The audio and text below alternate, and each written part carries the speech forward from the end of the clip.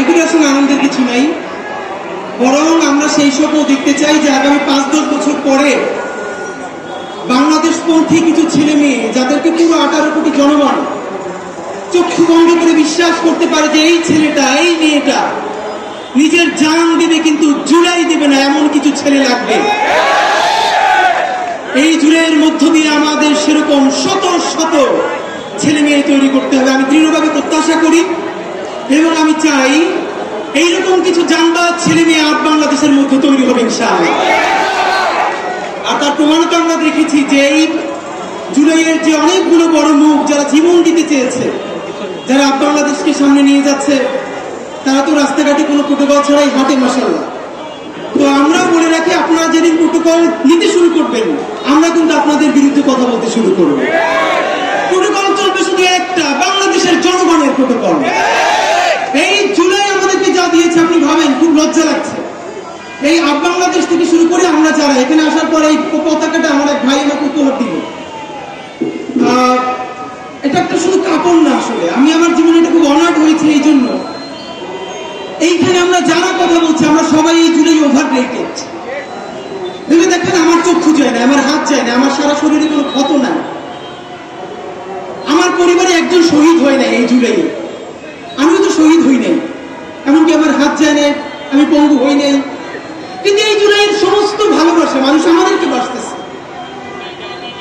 কিন্তু এই জুলাইয়ের যে অগণিত শহীদ, সেই শহীদের রক্তের ঋণ মেটানোর জন্য এই যে কালেকটিভ ফেলিওর, আমাদের জাতিগত ব্যর্থতা, জুলাইয়ের সব ভালো ভালো জিনিস নিব, এই দায় আমরা নিব না? আমাদের মুশকিল হয়ে গেছে এমন, এই জুলাইয়ের যা যা ভালো কিছু সেইটা ফটোকাট করে ভাই বেদারদেরকে বলবো পোস্ট করো, আর এই জুলাইয়ের যা কিছু দায় এইটাই আমি জানি না। আমরা বলছি এই জুলাইয়ের যা কিছু ভালো তার কোনো মাস্টার মাইন্ড নাই, একমাত্র মাস্টার মাইন্ড আরশের উপর মহান আল্লাহ।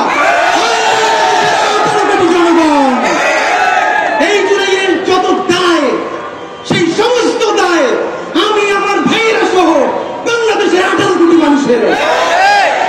আমরা বলেছি, আপনাদেরকে ফাঁকি বলি, গত 3-4 দিন ধরে আমাকে প্রবাসে আমার এলাকার, আমার উপজেলা জেলার যে সমস্ত বন্ধুরা যারা বিদেশে থাকেন অনেকে ফোন করে বলছেন যে আওয়ামী লীগের বিভিন্ন লোকজন আমার উপজেলার আমাদের পরিচিত বিভিন্ন ভাই বোনদেরকে ফোন করে আমার ডিটেলস জানতে চায়, আমার এক্সাক্ট বাড়ি, আমি ঢাকায় কোথায় কোথায় থাকি।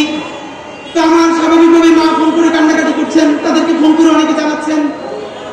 আওয়ামী লীগের গুন্ডা গণহত্যাকারীরা স্পষ্ট জেনে রাখো, কোন প্রাডো মার্সিডিজ বেঞ্জ নিয়ে সারা ঢাকায় আমি ঘুরে বেড়াই না, কখনো বাইকে, কখনো রিক্সায়, কখনো ঘন্টার পরে ঘন্টা, একজন লোক ছাড়া আমি শরীফ ওসমান হাদি সারা ঢাকা ঘুরে বেড়াই কোন গুলির ভয়ে। আমার উপজেলার আওয়ামী লীগের চেয়ারম্যান 10 দিন ধরে দেখা করতে চায়। গতকালকে বললাম, আপনি যত ফেরেশতা হন, আপনি গণহত্যা না করেন, এই গণহত্যাকারীর সমর্থন যোগাইছেন। আমার করুণার্থিকতার ভাবে আপনার সাথে আমি 1 মিনিট দেখা করতে পারি না। তিনি আমার মেসেজ দিলেন, ভাই সারাদিন বাংলাদেশে এমন থাকতে পাওয়া যায় না, কারে কি কাজে লাগবে, আপনি যদি দেখা না করেন একজনের পাঠান, একটু দেখা করতে চাই। খুব ডরাইছি। আরে হাসিনা আমার চেনে বেটা, আপনি একজন বুঝে আওয়ামী লীগ কোন মন্ত্রী হওয়ার জন্য, এমপি হওয়ার জন্য, প্লট বাগানের জন্য, বিদেশে বাড়ি কেনার জন্য এই জুলাইয়ের পর থেকে আমরা রাজপথে নামি নাই। রাজপথে নেমেছি সোজা একটা, আমার যে শহীদেরা স্বীকৃতি যারা আছে তারা এখন পর্যন্ত এই রাষ্ট্রের আইনি কাঠামোকে দেশদ্রোহী, তাদেরকে আমরা এই জাতির শ্রেষ্ঠ সন্তানের স্বীকৃতি দেবই দেব ইনশাআল্লাহ। আজকে আপনাদেরকে মনে করি যে আরিফিন ভাই গেছেন, সেদিনকে প্রোগ্রামে নাইন ভাইও গেছেন। আমরা মাঝে মধ্যে চিন্তা করি আমরা যে রাজপথে মাটি কামড় দিয়ে পড়ে আছি এর সিগনিফিকেন্স কি। কিছুদিন আগে জাতিসংঘ এই জুলাই সেলিব্রেশন একটা প্রোগ্রাম করেছে, এখানে প্রধান উপদেষ্টা ছিলেন, সকল উপদেষ্টা ছিলেন।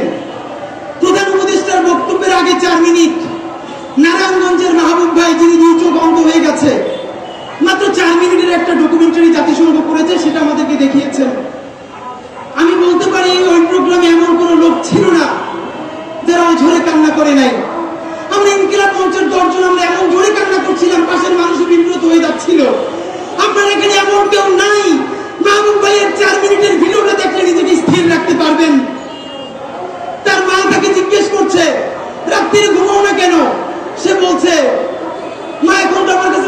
দিন নেই, 24 ঘন্টাই অন্ধকার। তারা অন্যরা জিজ্ঞেস করছে, ভাই আপনি কি সব থেকে বেশি মিস করেন? তিনি বলে, ভাই সারা দুনিয়ার মধ্যে আমার মায়ের মুখটা আমি একটু মিস করি, আমার মায়ের মুখটা আমি দেখতে চাই। ঢাকা বিশ্ববিদ্যালয়ের সেন্ট্রাল মসজিদ থেকে নামাজ পড়ে বেরোচ্ছি সেদিনকে, এক অন্ধ ভাইয়ের একটি ওয়ার্ল্ড ডকুমেন্টেশন করবে, উনি নাম শুনে আমাকে জড়ায় ধরলেন। 24 বছরের এক ভাই, হাফেজ কোরআনের, 2 চোখ অন্ধ হয়ে গেছে এই জুলাইয়ে। জড়ায় ধরে বললেন, ভাই ডাক্তাররা বলছে আমার আলো কোনদিন ফিরবে না, একটা চোখে কয়েকদিনের জন্য কি একটু আলো ফিরানো যায়? আমার খুব ইচ্ছা মরার আগে আমার মায়েরা আমি একটু দেখতে চাই। ভাইরা আমার মনে হচ্ছে এই আলো যদি এখন আমার চলে যায়, আমি 24 ঘন্টার মতো আমার সন্তানের হাসিটা দেখতে চাই। আর যে লোক জীবনে আর মাকে দেখবে না, বাবারে দেখবে না, সন্তান দেখবে না, তাদেরকে বেঞ্চে দিয়া যারা বিদেশে বাড়ি বাড়ি করতে চাও, হাসিনার থেকেও ভয়াবহ পরিণতি হবে। বন্ধুরা আমার, বাংলাদেশ কাজকে এখানে কেন দাঁড়াতে হবে? এখন পর্যন্ত বিদ্যমান আইনি কাঠামোতে আমাদের শহীদ ভাইরা রাষ্ট্রদ্রোহী। এখন পর্যন্ত আইনি কাঠামোতে কেন তাদেরকে জাতির শ্রেষ্ঠ সন্তান করা গেল না? আমরা সবাই জান দেওয়ার জন্য রাস্তায় নামছি, তখন জাতীয় ঐক্য কমিশন রাত 12টা পর্যন্ত মিটিং করে। গত 1 বছর করছেন কি তখন রাত 12টা পর্যন্ত মিটিং করেন নাই কেন? একটা খসড়া যা আমাদেরকে সনদ দেওয়া হইল, চ্যাটজিপিটিকে জিজ্ঞেস করছি একটা কেমন খসড়া দেওয়া যায়। চ্যাটজিপিটি একটা নিজের টিম দিয়ে সবাই দিয়ে দিচ্ছে কি ভাই, এই চ্যাটজিপিটির জুলাই সনদ আমরা মানি না। আপনারা জানেন, আমাদেরকে অনেকে জানতে চাচ্ছেন আগামী 3 তারিখ যে কফিন মার্চের ঘোষণা করেছি আমরা, তা হবে কিনা? বাংলাদেশ আজকে প্রোগ্রাম করার জন্য আমাদের আরেকটু সুবিধা হলো, সারা বাংলাদেশের সমস্ত শহীদ পরিবার, সমস্ত আহত এবং জুলাই যোদ্ধাদেরকে জানিয়ে দিতে চাই, আজকে রাত পর্যন্ত এই ইন্টারিমের সময়। আপনারা আজকে রাতের মধ্যে ব্রিফ করবেন ঠিক কতক্ষণের মধ্যে কয় তারিখ জুলাইয়ের ঘোষণাপত্র সাংবিধানিক স্বীকৃতি সহ জারি করবেন। তারপরে বলবেন আগামী কয় তারিখের মধ্যে জুলাই সনদ সকল রাজনৈতিক দল স্বাক্ষর করবে। যদি এই চিন্তা করে থাকেন, কবে দিব জানি, 3 তারিখ একটা প্রোগ্রাম হবে একটা দলের, তারা ঘোষণাপত্র পাঠ করে দিবে, এরপর একটু কাটছাট করে সংবিধানে যুক্ত করে দিব। এইসব রাজনীতি করতে দেওয়া হবে না। এই জুলাইয়ের মালিকানা কোন রাজনৈতিক দলের কাছে আমরা বেঁচে দেই না। এই জুলাইয়ের মালিকানা একমাত্র প্রত্যেকটা শহীদ পরিবারের, আহত অন্ধ বন্ধু ভাই বোনের। এই জুলাইয়ের কোন একক মাস্টার মাইন্ড থাকা চলবে না। বন্ধুরা আমার, মাননীয় প্রধান উপদেষ্টা, আপনার উপরে আস্থা রেখে বলছি, আপনার সরকারকে আজকে বলতে হবে আপনারা ঘোষণাপত্র কখন দিবেন এবং কিভাবে দিবেন, সনদ কখন দিবেন, কোন প্রক্রিয়ায় বাস্তবায়ন করবেন। যদি রাত 12টার মধ্যে কোন ক্লারিফিকেশন না দেন, আজকে 1 তারিখ, আগামী 3 তারিখ এই জাদুঘরের সামনে থেকে দুপুর 12টায় আমরা প্রত্যেক উপদেষ্টার জন্য একটা করে কফিন নিয়ে জুলাইয়ের শহীদ পরিবার যোদ্ধারা সচিবালয়ে যতক্ষণ না পর্যন্ত রাষ্ট্রীয় স্বীকৃতি দিয়ে ঘোষণাপত্র দেওয়া হবে, জুলাই সনদ দেওয়া হবে, ততক্ষণ পর্যন্ত সচিবালয় অবরুদ্ধ থাকবে।